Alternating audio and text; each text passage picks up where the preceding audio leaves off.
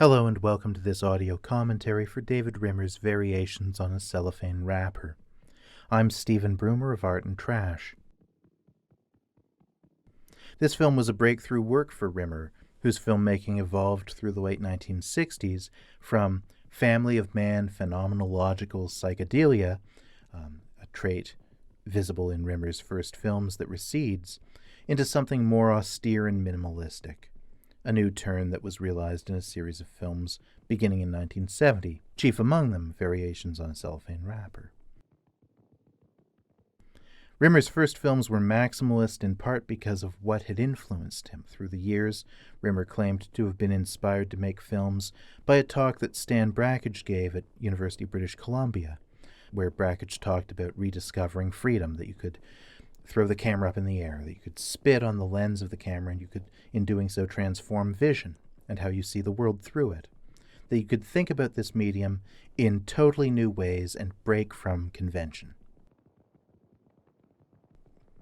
And in addition to that inspiration, it seems to me beyond doubt that Rimmer was also inspired by the Pacific Coast landscape, inevitably maximalist in all the phenomena that the tides took in, and the surrounding culture with his home in Vancouver, a diverse hub, an east and west intersection where one could have a kind of omnist faith, riddled with symbolism from an all-encompassing, borderless spiritual history.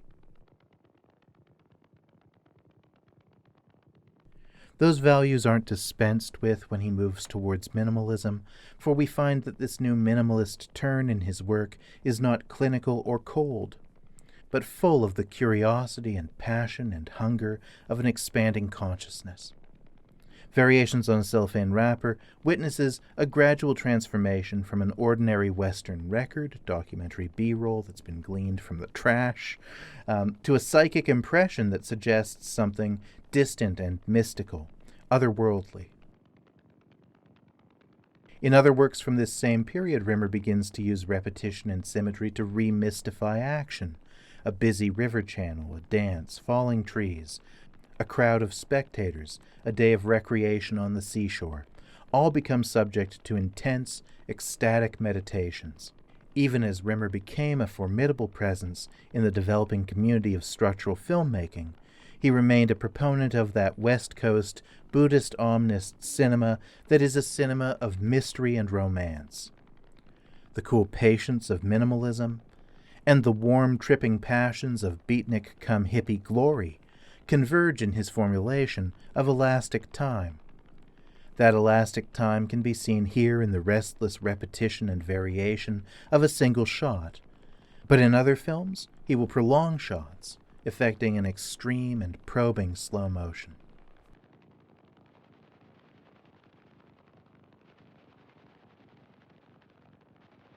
The germ of Variations on a Cellophane Wrapper is this scrap of documentary footage, a medium-wide shot of an assembly line worker, a woman, drawing and shaking out a big sheet of cellophane. The cellophane seems to fly towards the viewer, cast up vertically, such that, as the image evolves, it will come to feel like we are being smothered by it or that we are drowning in it. This loop is near perfect because it's hard to tell where the cut is in casual observation, harder to tell as the loop begins to overlap and change its textures and tonalities and color. So it's hard to see the beginning and the end. And is this a tribute to Rimmer's skill in closing the loop? It is in a sense. But isn't it also a marker of the mechanization of the human body on an assembly line? I say this because it's easy enough to commend the loop as an emblem of the mechanical movements of modern labor, where bodies become the cogs and gears of a machine. Rimmer found the film in a scrap pile. It came from a National Film Board of Canada documentary. He found it at Intermedia, which was a foundational Vancouver Arts Association that served as a platform for artists working across media and in new multimedia forms. Film materials would make their way to Intermedia, and artists would draw from those materials to make new work.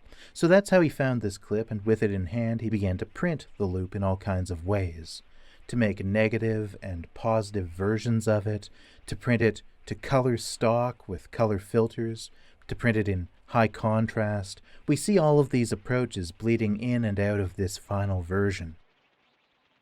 At happenings that Intermedia would stage, Rimmer would include these loops as projector performances, often in tandem with poetry readings and free jazz and dance performances, as was the nature of these kinds of wild multiform happenings. When he settled on the idea of cutting it all together as a film, Rimmer was after a specific effect. He would later tell Alex Mackenzie, the idea was to take this image and just disintegrate it over time. Do as many things as I could to it to see where it would lead. Rimmer found that the meaning of the image changed.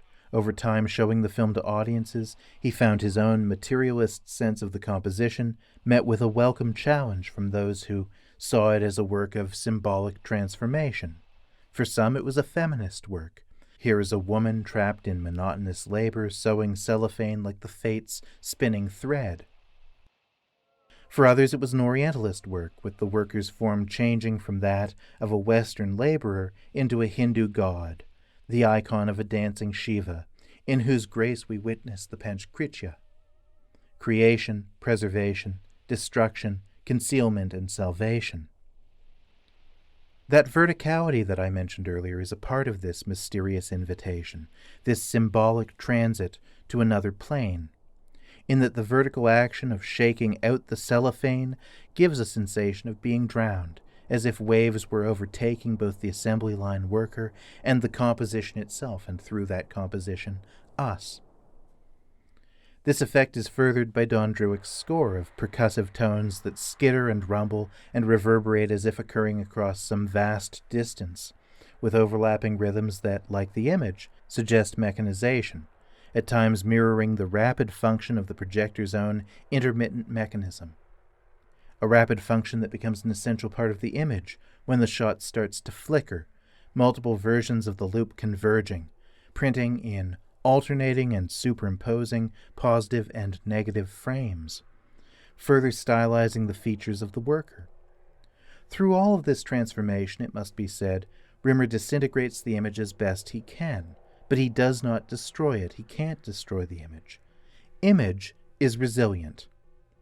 We glimpse the core resilience of this shot when Rimmer strips the composition down to its essential construction, the shape of a face with eye and mouth and nose holes in photonegative high contrast, a form that is later colored wildly and takes on the crackling textures of magnified grain. The face, more than the action, remains. Rimmer's operations drench the film in ambiguity.